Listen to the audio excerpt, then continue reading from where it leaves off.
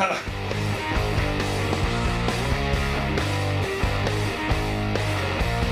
get the best of both worlds. It worked correctly, but the attempt was unsuccessful. All right, that's pretty crazy.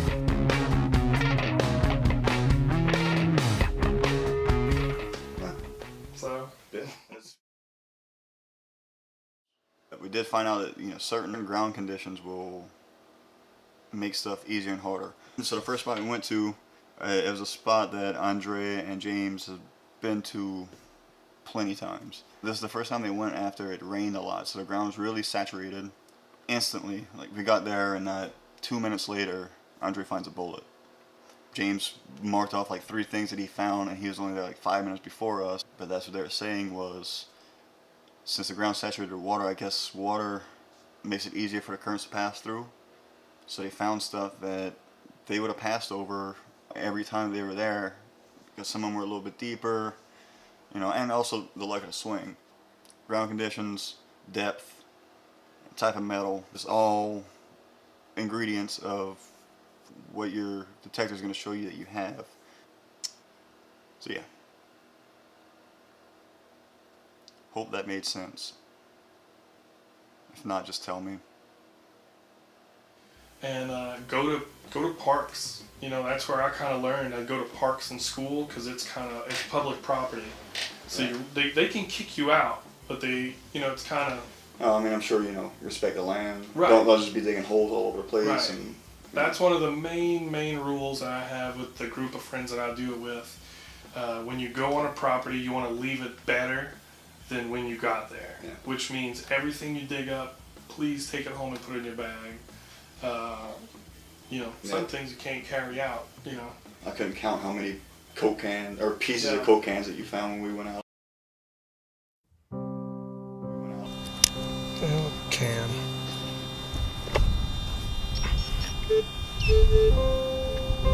Yeah. Piece of a can.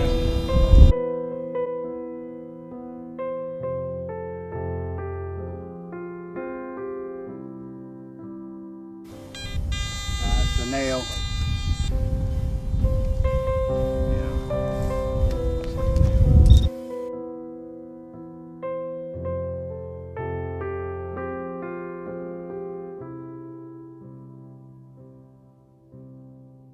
Can.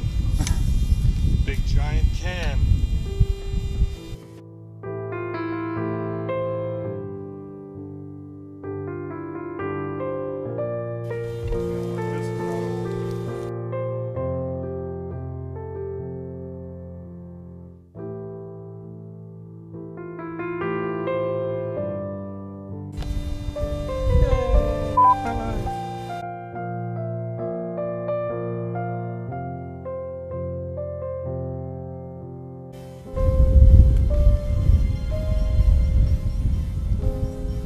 Nail. Looks like a nail.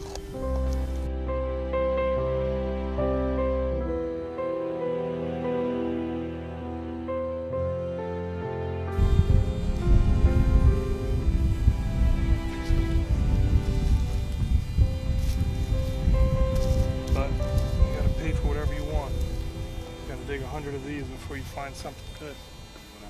Right. I've never seen y'all once throw it out. Yeah. Everything You take everything and at least throw it in the trash, or I dig up a lot of brass and copper. You could just turn that stuff to money, save up for a machine. But that's where I would start. Buy you a cheaper side machine, start in the parks and schools, just learn your machine, and once you have a really good feel for your machine, start doing some research, find an old house. I know it's scary, but sometimes you gotta go knock on people's door and just say, hey, this is what I'm doing, we'll split whatever, or, if you want to take everything. I've made that agreement sometimes with people. I'm like, look, if I find anything good, I'll let you cherry pick. You find people are more open to letting you go do it, or is it kind of a mixed bag, 50-50, or? You would think people would be more scarce, but most people, if you approach them and you let them know what you're doing. I'm sure they're curious too, what you would find. Yeah, they would love, everybody's got the story of like, oh, my grandpa buried a jar of silver coins in my backyard, so they want to know, What was your, I guess, most profitable find? Hmm. I mean, Probably, I have a silver coin from 1834, and it is a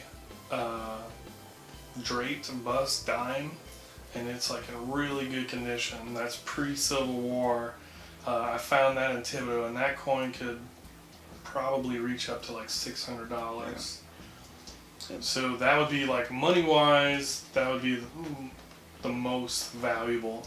But like my favorite Yeah. find, if that's what you want to know, Yeah. I actually found an entire Civil War rifle. I dug it up in two pieces because I hit it in the middle with a shovel, cracked it in half. That's my style, you know. I'm not. well, I mean, you found 2 pieces of rifle then. Yeah. And they just yeah. find 1. Yeah. That's why archaeologists don't really like us that much. You know, we're like the cowboys out there. Just go hard and deep. Yeah. I mean, they're never gonna. You know, the archaeologists will never. They dig a 1 foot by 1 foot area, and they're brushing with a paintbrush. And I mean, it would take them 1,000 years to do one property. When I can search an entire property and at least bring the story out of the ground, because that's the thing that I love the most. It's not even all these bullets that I find or coins like this. It's the actual stories. The stories are so intriguing. You know, because one day these will get lost again. One of the coolest things when we went out was seeing the wheels turn and you and James had, you know, what happened here. Oh, I think they came from, you know, from the east, got captured, and I think they shot all their round. You know, it was almost like walking with them. You know, finding all this stuff. It was awesome to see, and I can really understand like how it's more about the history that you find than the actual money's worth. You know, It's the best drug in the world, man. When you dig all these things that I have up on the shelf, you know, they could be going tomorrow. I thought about giving it all to the library just to, you know, fix my ego. You know, like I sit in here and just look at everything and go, yeah. And, you know, I get sick sometimes and I'm like, I covenant all this stuff so much that maybe I should just give it all up again. That way I could be as hungry as I did when I first started, you know. Because it really and truly is the stories. You know, when I started out doing this, it was all about, man, I can get rich. If you want to get rich, go get a good job and go to work every day. You will never get rich, never be taken. Ever. Okay? Let me explain this. People have found great treasures, okay? The state will come in and they will take all of it back from you, okay? Because there's laws that say if anything's over 300 years old, it automatically belongs to the state. I have never found anything that's over 300 years old. And if I did find anything that was over 300 years old, no one would ever know. It could be in this room right now, and I'm not putting it on camera.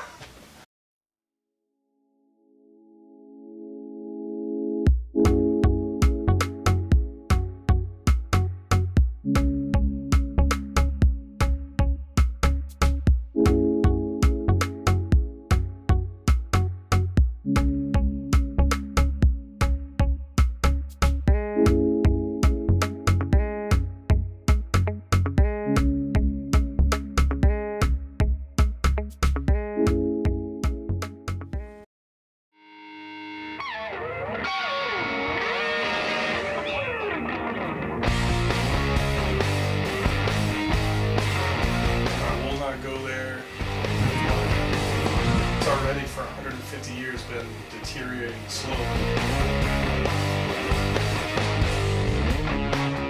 Front lawn of the White House. I got a rock star lifestyle. Yeah, I've been I'm not on going to you. be here very much longer.